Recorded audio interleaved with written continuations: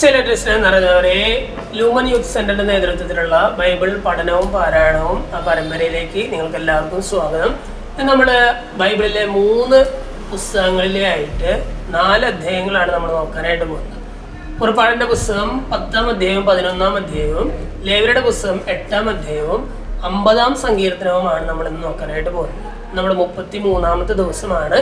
ഇതുവരെ ഭംഗിയായിട്ട് നമ്മൾ ബൈബിൾ വായിച്ചു വരികയായിരുന്നു. ആദ്യമായി തന്നെ നമ്മൾ നോക്കാനായിട്ട് പോകുന്നത് പുറപ്പാടിന്റെ പുസ്തകം 10-ഉം 11-ഉം അധ്യായങ്ങളാണ്. കഴിഞ്ഞ ദിവസങ്ങൾ നമ്മൾ വായിച്ച് നിർത്തിയെടുത്തത് തന്നെയാണ് നമ്മൾ ഇന്ന് വായന ആരംഭിക്കുന്നത്. അതായത് മോശ ഫറവോയുടെ മുമ്പിൽ വന്നിട്ട് തൻ്റെ ജനത്തെ ദൈവത്തെ ആരാധിക്കാൻ വേണ്ടി വിട്ടയക്കണമെന്ന ആവശ്യം വീണ്ടും ആവർത്തിക്കുകയാണ്.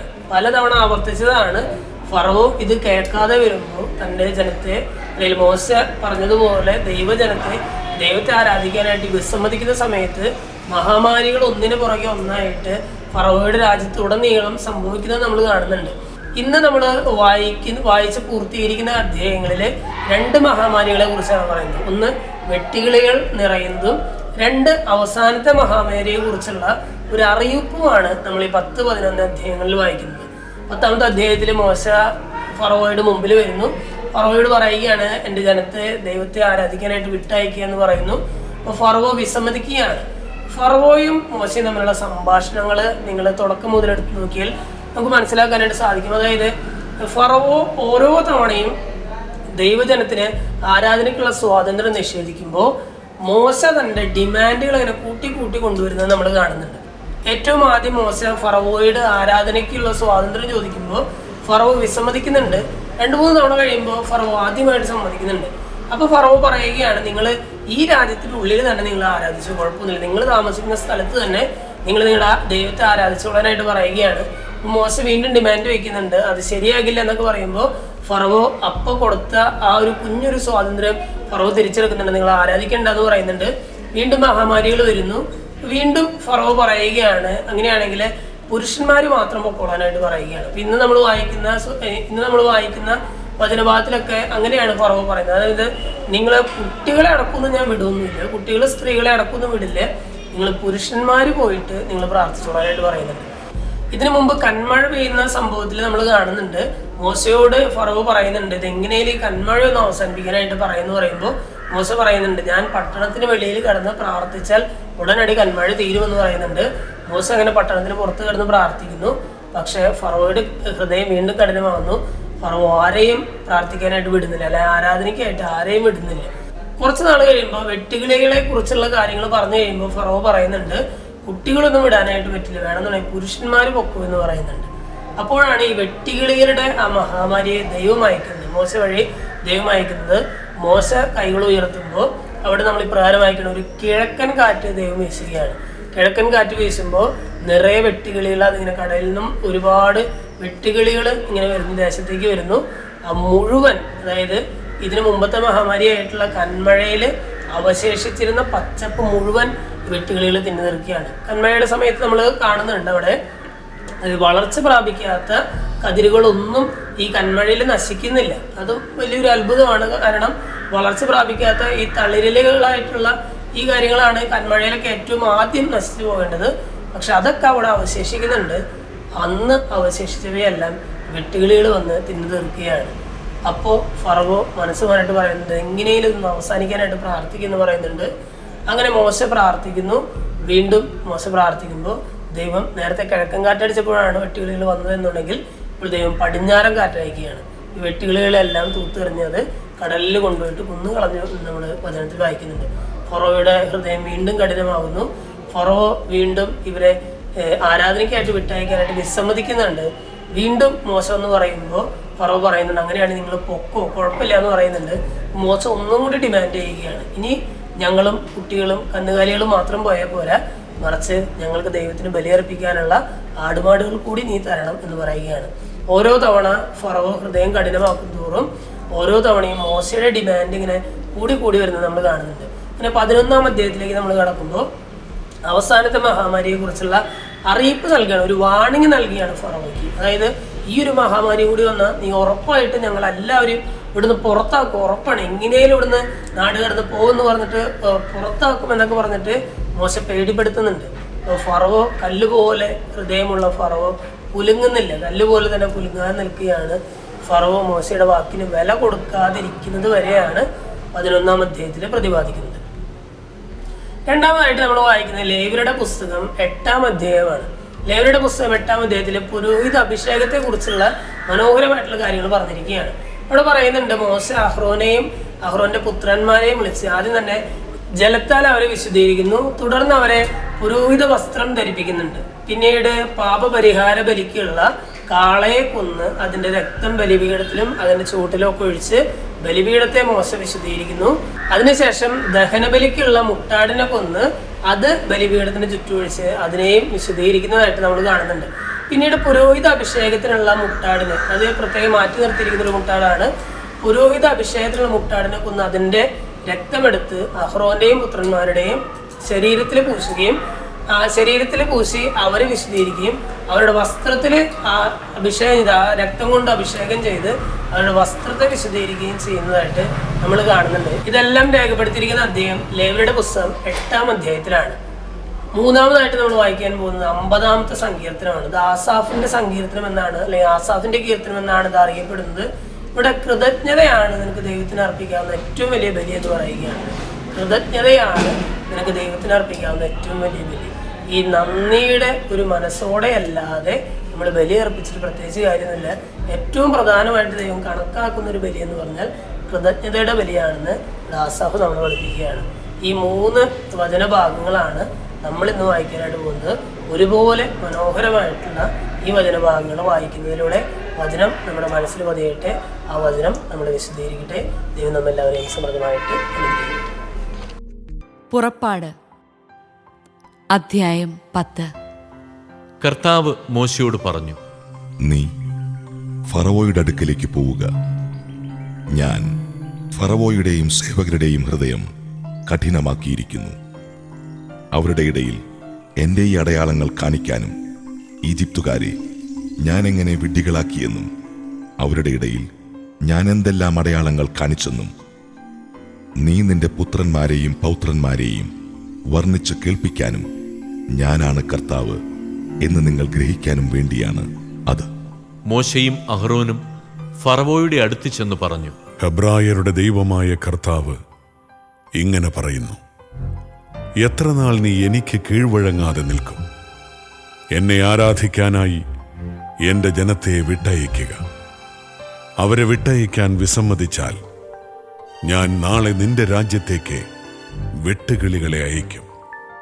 അവ ദേശത്തെ കാഴ്ചയിൽ നിന്ന് മറച്ചു കളയും. കന്മഴയിൽ നിന്ന് രക്ഷപ്പെട്ടവയെ എല്ലാം തിന്നുകളയും. അവ നിങ്ങളുടെ വയലിൽ വളരുന്ന എല്ലാ മരങ്ങളും തിന്ന് നശിപ്പിക്കും. നിന്റെയും നിന്റെ സേവകരുടെയും ഈജിപ്തുകാരെല്ലാവരുടെയും വീടുകളിൽ അവ വന്ന് നിറയും. നിന്റെ പിതാക്കന്മാരോ അവരുടെ പിതാക്കന്മാരോ ഈ നാട്ടിൽ താമസമാക്കിയ നാൾ മുതൽ ഇന്നോളം ഇങ്ങനെയൊന്നും കണ്ടിട്ടുണ്ടാവുകയില്ല. അതിനുശേഷം അവൻ ഫറവോയുടെ അടുത്തുനിന്ന് മടങ്ങിപ്പോയി. അപ്പോൾ ഫറവോയുടെ സേവകർ അവനോട് പറഞ്ഞു, ഇനി എത്ര നാൾ കൂടി നമ്മൾ ഈ മനുഷ്യന്റെ ഉപദ്രവം സഹിക്കണം? തങ്ങളുടെ ദൈവമായ കർത്താവിനെ ആരാധിക്കാൻ ഈ ജനത്തെ വിട്ടയച്ചാലും ഈജിപ്ത് നശിച്ചുകൊണ്ടിരിക്കുകയാണെന്ന് ഇത്രയുമായിട്ടും അങ്ങ് അറിയുന്നില്ലേ? ആകയാൽ അവർ മോശയെയും അഹ്റോനെയും ഫറവോയുടെ അടുക്കലേക്ക് തിരികെ കൊണ്ടുവന്നു. അവൻ അവരോട് പറഞ്ഞു, നിങ്ങൾ പോയി നിങ്ങളുടെ ദൈവമായ കർത്താവിനെ ആരാധിക്കുവിൻ. എന്നാൽ ആരെല്ലാമാണ് പോകുന്നത്? മോശ പറഞ്ഞു, ഞങ്ങളുടെ യുവജനങ്ങളും വൃദ്ധരും പുത്രീപുത്രന്മാരും ഒരുമിച്ചാണ് പോകേണ്ടത്. ഞങ്ങളുടെ ആടുമാടുകളെയും കൊണ്ട് പോകണം.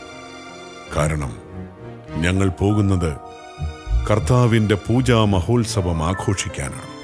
അപ്പോൾ അവൻ പറഞ്ഞു, ഞാൻ നിങ്ങളോടൊപ്പം നിങ്ങളുടെ കുഞ്ഞുങ്ങളെയും വിട്ടയക്കുകയോ? കർത്താവ് നിങ്ങളെ കാക്കട്ടെ. നിങ്ങളുടെ ഉള്ളിൽ എന്തോ ദുരുദ്ദേശമുണ്ട്. നിങ്ങളിൽ പുരുഷന്മാർ മാത്രം പോയി കർത്താവിനെ ആരാധിച്ചാൽ മതി. അതാണല്ലോ നിങ്ങൾ ആവശ്യപ്പെട്ടിരുന്നത്.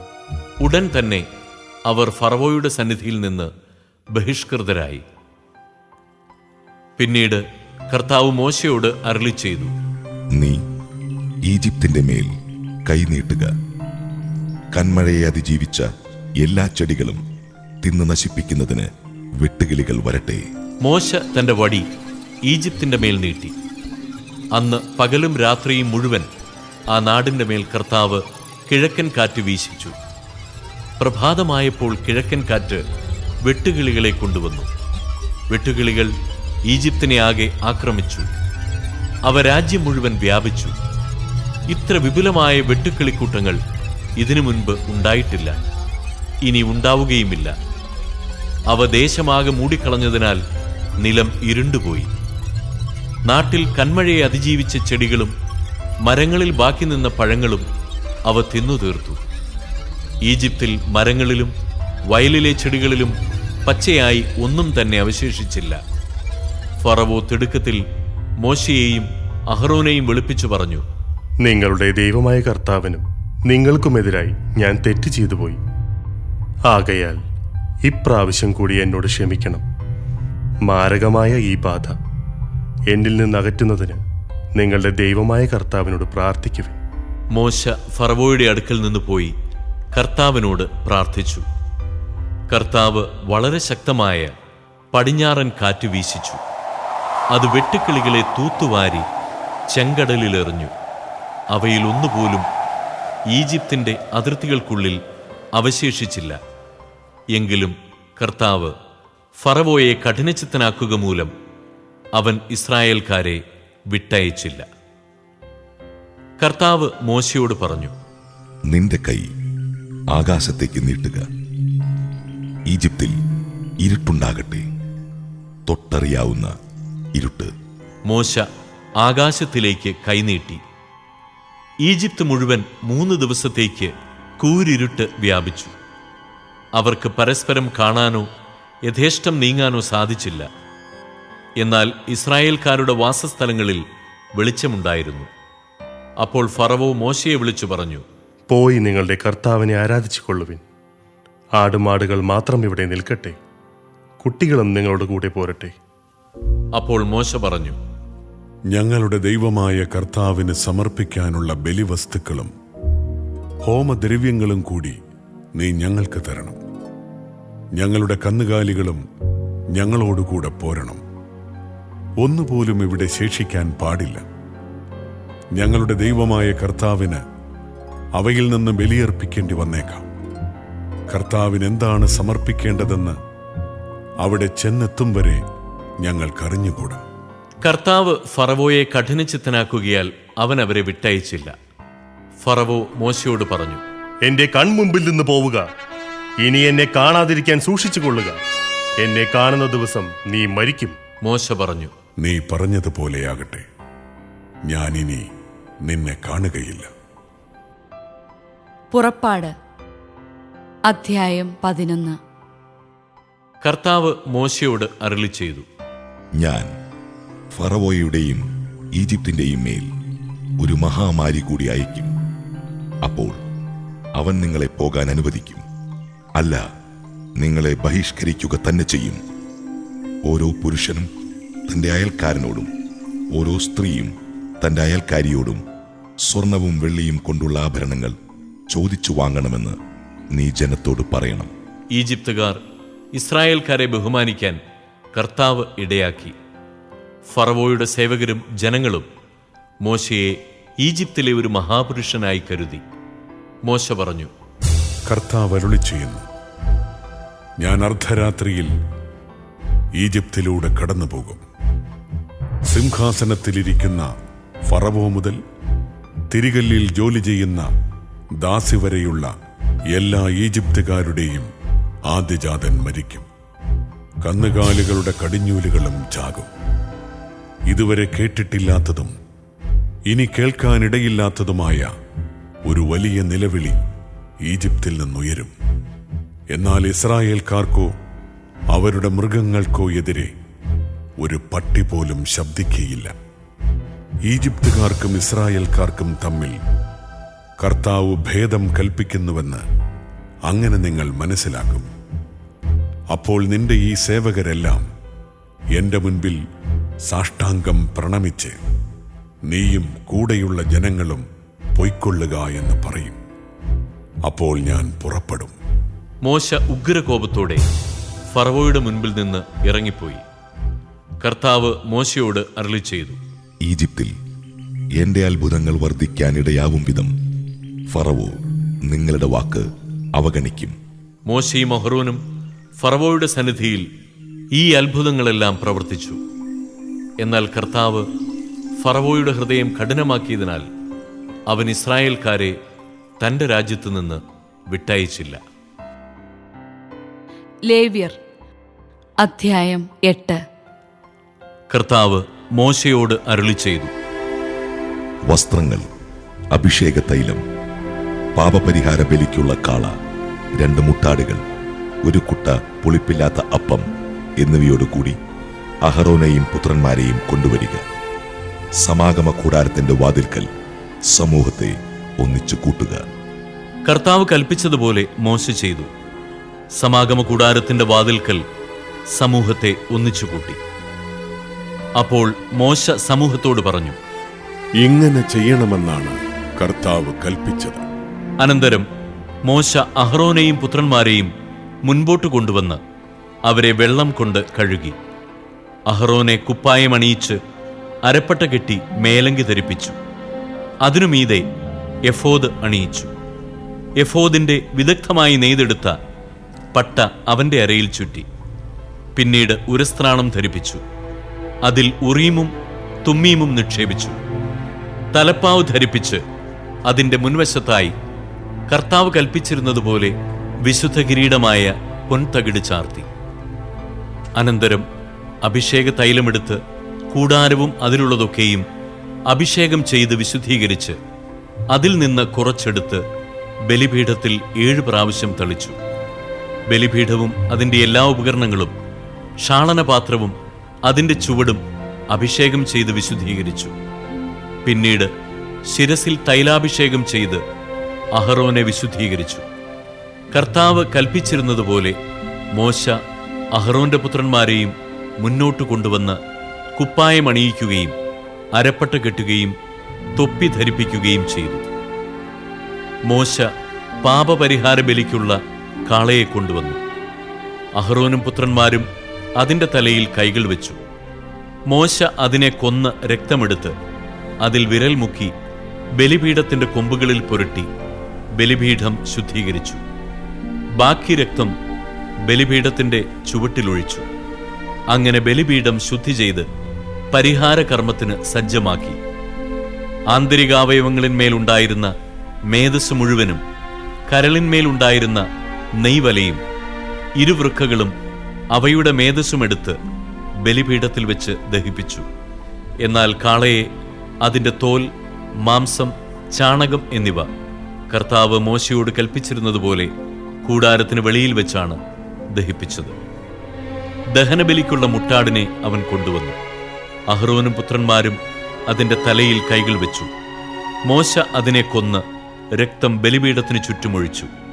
അതിനെ കഷണങ്ങളായി മുറിച്ച് തലയും കഷണങ്ങളും മേധസ്സും ദഹിപ്പിച്ചു. കർത്താവ് കൽപ്പിച്ചിരുന്നതുപോലെ മോശ അതിന്റെ ആന്തരികാവയവങ്ങളും കാലുകളും വെള്ളത്തിൽ കഴുകി അതിനെ മുഴുവനും അവിടുത്തേക്ക് പ്രീതിജനകമായ സൗരഭ്യം നൽകുന്ന ദഹനബലിയായി ബലിപീഠത്തിൽ വെച്ച് ദഹിപ്പിച്ചു. അവൻ മറ്റേ മുട്ടാടിനെ, പുരോഹിതാഭിഷേകത്തിന്റെ മുട്ടാടിനെ കൊണ്ടുവന്നു. അഹ്റോനും പുത്രന്മാരും അതിന്റെ തലയിൽ കൈകൾ വെച്ചു. മോശ അതിനെ കൊന്ന് കുറെ രക്തമെടുത്ത് അഹ്റോന്റെ വലത്തു ചെവിയുടെ അഗ്രത്തിലും വലത്തുകൈയുടെ തള്ളവിരലിലും വലത്തുകാലിന്റെ പെരുവിരലിലും പുരട്ടി. പിന്നീട് അഹ്റോന്റെ പുത്രന്മാരെ അടുക്കൽ വരുത്തി കുറച്ച് രക്തം ഓരോരുത്തരുടെയും വലത്തു ചെവിയുടെ അഗ്രത്തിലും വലത്തുകൈയുടെ തള്ളവിരലിലും വലത്തുകാലിന്റെ പെരുവിരലിലും പുരട്ടി. ശേഷിച്ച രക്തം ബലിപീഠത്തിന് ചുറ്റുമൊഴിച്ചു. കൊഴുത്ത വാലും ആന്തരികാവയവങ്ങളിന്മേലുള്ള മേധസ്സും കരളിന്മേലുള്ള നെയ്വലയും ഇരുവൃക്കകളും അവയുടെ മേധസ്സും വലത്തെ കുറകുമെടുത്തു. കർത്താവിന്റെ സന്നിധിയിൽ പുളിപ്പില്ലാത്ത അപ്പമിരിക്കുന്ന കുട്ടയിൽ നിന്ന് ഒരപ്പവും എണ്ണ ചേർത്ത ഒരപ്പവും ഒരടയും എടുത്ത് മേധസ്സിന്മേലും വലത്തെ കുറകിന്മേലും വെച്ചു. ഇവയെല്ലാം അവൻ അഹ്റോന്റെയും പുത്രന്മാരുടെയും കൈകളിൽ വെച്ച് കർത്താവിന്റെ മുമ്പിൽ നീരാജനം ചെയ്തു. അനന്തരം മോശ അവ അവരുടെ കൈകളിൽ നിന്നെടുത്ത് ബലിപീഠത്തിന്മേൽ ദഹനബലി വസ്തുക്കളോടൊപ്പം വെച്ച് ദഹിപ്പിച്ചു. അഭിഷേകബലിയായി കർത്താവിന് പ്രീതികരമായ സൗരഭ്യമായി അർപ്പിച്ച ദഹനബലിയാണിത്. മോശ അതിൻ്റെ നെഞ്ച് കർത്താവിൻ്റെ സന്നിധിയിൽ നീരാജനം ചെയ്തു. കർത്താവ് കൽപ്പിച്ചതുപോലെ അഭിഷേക ബലിയാടിൽ നിന്ന് മോശയ്ക്കുള്ള ഓഹരിയായിരുന്നു അത്. അനന്തരം മോശ കുറച്ച് അഭിഷേക തൈലവും ബലിപീഠത്തിന്മേലുള്ള രക്തവുമെടുത്ത് അഹ്റോന്റെയും അവന്റെ വസ്ത്രങ്ങളുടെയും മേലും പുത്രന്മാരുടെയും അവരുടെ വസ്ത്രങ്ങളുടെയും മേലും തളിച്ചു. അങ്ങനെ മോശ അഹ്റോനെയും അവന്റെ വസ്ത്രങ്ങളെയും പുത്രന്മാരെയും അവരുടെ വസ്ത്രങ്ങളെയും വിശുദ്ധീകരിച്ചു. മോശ അഹ്റോനോടും പുത്രന്മാരോടും പറഞ്ഞു, സമാഗമ കൂടാരത്തിന്റെ വാതിൽക്കൽ വെച്ച് മാംസം വേവിക്കണം. ഞാൻ കൽപ്പിച്ചിട്ടുള്ളതനുസരിച്ച് അതും അഭിഷേക കാഴ്ചകളുടെ കുട്ടയിലുള്ള അപ്പവും അഹ്റോനും പുത്രന്മാരും അവിടെ വെച്ച് ഭക്ഷിക്കണം. ശേഷിക്കുന്ന അപ്പവും മാംസവും തീയിൽ ദഹിപ്പിക്കണം. അഭിഷേകത്തിന്റെ ദിവസങ്ങൾ തീരുന്നതുവരെ 7 ദിവസത്തേക്ക് സമാഗമ കൂടാരത്തിന്റെ വാതിൽക്കൽ നിന്ന് പുറത്തു പോകരുത്. എന്തെന്നാൽ അഭിഷേകത്തിന് 7 ദിവസം വേണം. ഇന്ന് ചെയ്തത് കർത്താവിന്റെ കൽപ്പനയനുസരിച്ച് നിങ്ങളുടെ പാപങ്ങളുടെ പരിഹാരത്തിന് വേണ്ടിയാണ്. ആകയാൽ കർത്താവിന്റെ കൽപ്പനകൾ കാത്തുകൊണ്ട് 7 ദിവസം രാവും പകലും നിങ്ങൾ സമാഗമ കൂടാരത്തിന്റെ വാതിൽക്കൽ കഴിയുവിൻ. അല്ലെങ്കിൽ നിങ്ങൾ മരിക്കും. എന്തെന്നാൽ ഇങ്ങനെയാണ് കർത്താവ് എന്നോട് കൽപ്പിച്ചിരിക്കുന്നത്. മോശ വഴി കർത്താവ് കൽപ്പിച്ചിരുന്നതെല്ലാം അഹ്റോനും പുത്രന്മാരും നിറവേറ്റി. നന്ദി നിറഞ്ഞ ഹൃദയം ഒരു ബലിയായി സ്വീകരിക്കുന്നവനാണ് കർത്താവ്. ലഭിച്ച നന്മകൾ ഏറ്റുപറഞ്ഞ് ദൈവത്തിന് പ്രീതികരമായ ബലി അർപ്പിക്കാൻ 50-ാം സങ്കീർത്തനം നമ്മെ സഹായിക്കട്ടെ.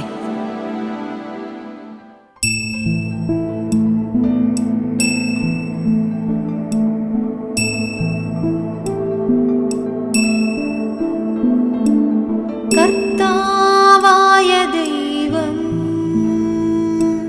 ശക്തനായവൻ സംസാരിക്കുന്നു. കിഴക്കുമുതൽ പടിഞ്ഞാറു വരെയുള്ള ഭൂമി മുഴുവനെയും അവിടുന്ന് വിളിക്കുന്നു. സൗന്ദര്യത്തികവായ സിയോനിൽ നിന്ന് ദൈവം പ്രകാശിക്കുന്നു. നമ്മുടെ ദൈവം വരുന്നു. അവിടുന്ന് മൗനമായിരിക്കുകയില്ല. അവിടുത്തെ മുൻപിൽ സംഹാരാഗ്നിയുണ്ട്. അവിടുത്തെ ചുറ്റും കൊടും കാറ്റ് ഇരമ്പുന്നു. തന്റെ ജനത്തെ വിധിക്കാൻ അവിടുന്ന് ആകാശത്തെയും ഭൂമിയെയും വിളിക്കുന്നു. ബലിയർപ്പണത്തോടെ എന്നോട് ഉടമ്പടി ചെയ്തിട്ടുള്ള എൻ്റെ വിശ്വസ്തരെ എൻ്റെ അടുത്ത് വിളിച്ചുകൂട്ടുവിൻ. ആകാശം അവിടുത്തെ നീതിയെ ഉദ്ഘോഷിക്കുന്നു. ദൈവം തന്നെയാണ് വിധികർത്താവ്.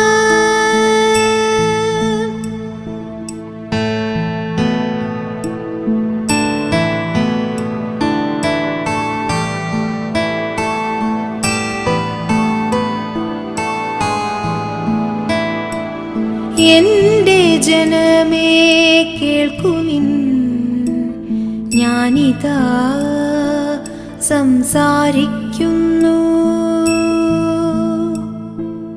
ഇസ്രായേലേ, ഞാൻ നിനക്കെതിരെ സാക്ഷ്യം നൽകും. ഞാനാണു ദൈവം, നിന്റെ ദൈവം. നിന്റെ ബലികളെ കുറിച്ച് ഞാൻ നിന്നെ ശാസിക്കുന്നില്ല. നിന്റെ ദഹന ബലികൾ നിരന്തരം എൻ്റെ മുൻപിലുണ്ട്. നിന്റെ വീട്ടിൽ നിന്ന് കാളയെയോ നിന്റെ ആട്ടിൻ പറ്റത്തിൽ നിന്ന് മുട്ടാടിനെയോ ഞാൻ സ്വീകരിക്കുകയില്ല. വനത്തിലെ സർവമൃഗങ്ങളും കുന്നുകളിലെ ആയിരക്കണക്കിന് കന്നുകാലികളും എന്റേതാണ്. ആകാശത്തിലെ പറവകളെ ഞാനറിയുന്നു. വയലിൽ ചരിക്കുന്നവയെല്ലാം എന്റേതാണ്.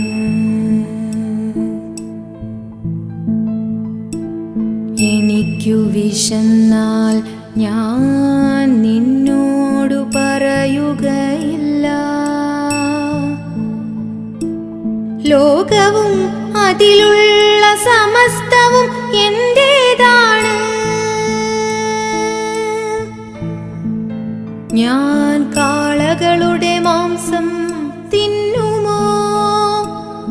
ആടുകളുടെ രക്തം കുടിക്കുമോ? കൃതജ്ഞതയായിരിക്കട്ടെ നീ ദൈവത്തിനർപ്പിക്കുന്ന ബലി.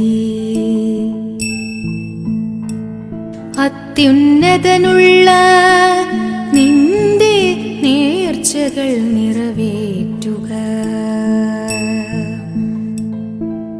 അനർത്ഥകാലത്ത് എന്നെ വിളിച്ചപേക്ഷിക്കുക. ഞാൻ നിന്നെ മോചിപ്പിക്കും. നീ എന്നെ മഹത്വപ്പെടുത്തുകയും ചെയ്യും.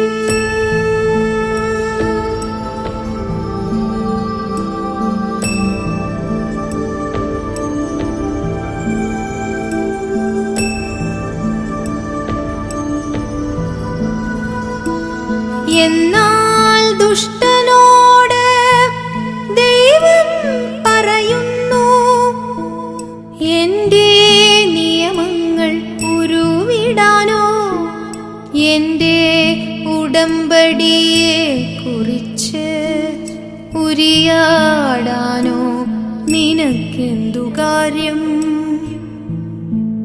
നീ ശിക്ഷണത്തെ വെറുക്കുന്നു, എന്റെ വചനത്തെ നീ അവഗണിക്കുന്നു. കള്ളനെ കണ്ടാൽ നീ അവനോട് കൂട്ടുചേരും. വ്യഭിചാരികളോട് നീ ചങ്ങാത്തം കൂടുന്നു. നിന്റെ വായ് നീ തിന്മയ്ക്ക് തുറന്നിട്ടിരിക്കുന്നു. നിന്റെ നാവ് വഞ്ചനയ്ക്കു രൂപം നൽകുന്നു. നീ നിന്റെ സഹോദരനെതിരായി സംസാരിച്ചു കൊണ്ടിരിക്കുന്നു. സ്വന്തം സഹോദരനെതിരെ നീ അപവാദം പരത്തുന്നു.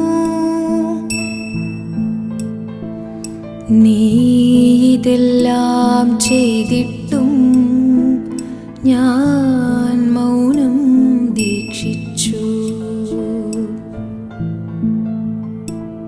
നിന്നെ പോലെയാണു ഞാനും എന്നു നീ കരുതി. എന്നാൽ ഇപ്പോൾ ഞാൻ നിന്നെ ശാസിക്കുന്നു. നിന്റെ മുൻപിൽ ഞാൻ കുറ്റങ്ങൾ നിരത്തിവയ്ക്കുന്നു. ദൈവത്തെ മറക്കുന്നവരെ ഓർമ്മയിലിരിക്കട്ടെ. അല്ലെങ്കിൽ ഞാൻ നിങ്ങളെ ചീന്തിക്കളയും. രക്ഷിക്കാനാരും ഉണ്ടായിരിക്കുകയില്ല. ബലിയായി കൃതജ്ഞതയർപ്പിക്കുന്നവൻ എന്നെ ബഹുമാനിക്കുന്നു. നേരായ മാർഗത്തിൽ ചരിക്കുന്നവന് ദൈവത്തിൻ്റെ രക്ഷ ഞാൻ കാണിച്ചു കൊടുക്കും.